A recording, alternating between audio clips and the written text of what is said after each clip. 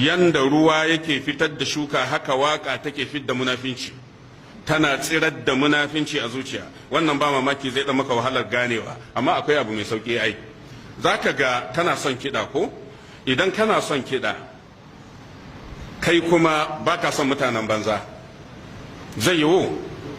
Ai idan dai kana son kiɗa kai ka son mutanen banza, saboda shi kiɗa mahaɗa ce ta mutanen banza. Ba yadda za a yi kaso kiɗa ba kaso fasiki ba, ba yanda za a yi kaso kiɗa ba kaso karuwa ba yanda za a yi kaso kiɗa ba kaso kafiri ba. Wato idan ana maganar masoya Allah, masoya manzon Allah, idan ka sa ma kanka son kiɗa, to waɗancan maƙiyan Allah sai sun zama masoya gare ka. To kaga kenan kana son ka haɗa abubuwa guda biyu, ga son Allah da manzo sannan kuma ga gudun mutanen banza. To kaga kenan rayuwa za ka yi ta ne a munafinci mana, saboda kai harshenka kana son Allah amma kuma zuciyarka tana son maƙiyin Allah.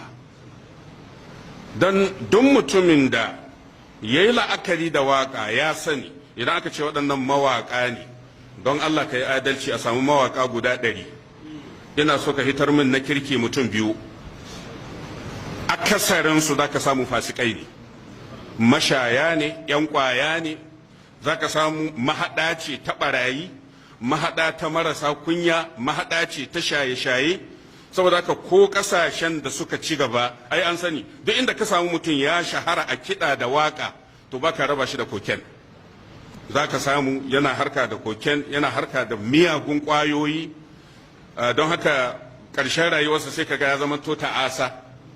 Ashe kenan magana da malaman sunna suka mana gaskiya ne. To idan kai mutum kana son Allah da manzo a matsayinka na musulmi, sannan baka son makiya Allah, amma fa kana son waka, to kaga kenan rayuwar a munafinci ake yi. Harshenka na masoyin Allah, zuciyarka ta makiyin Allah, shine abin da dan Mas'udu yake faɗa, sahabin manzon Allah. Kuma gaskiya ne, don mutumin da ya auna bayanin Abdullahi bin Mas'ud ya tabbatar gaskiya ne. Maganarsa ɗin kuma tana a sunan kubra na al-Imam al-Baihaqi, haka nan ta zo cikin bin Baz ya yi magana kanta, littafin Majmu'u Fatawa wa Maqalatihi a mujallal na 21 shafi na 133 yana cewa ruwiya marfu'an wal mawqufu huwa al-mahfuz.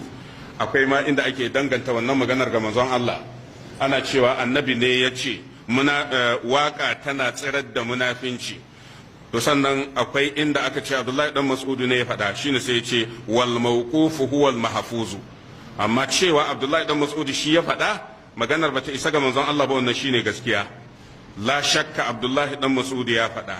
To ai idan Abdullahi dan Mas'udu ya faɗa, ko da ba a samu daga manzon Allah ba, idan aka ce makusancin manzon Allah ya faɗi magana, to mu masoya manzon Allah sam'an wa ta'atan muna jin maganar sahabi muna ɗauka. Allah kamar da garkuwa.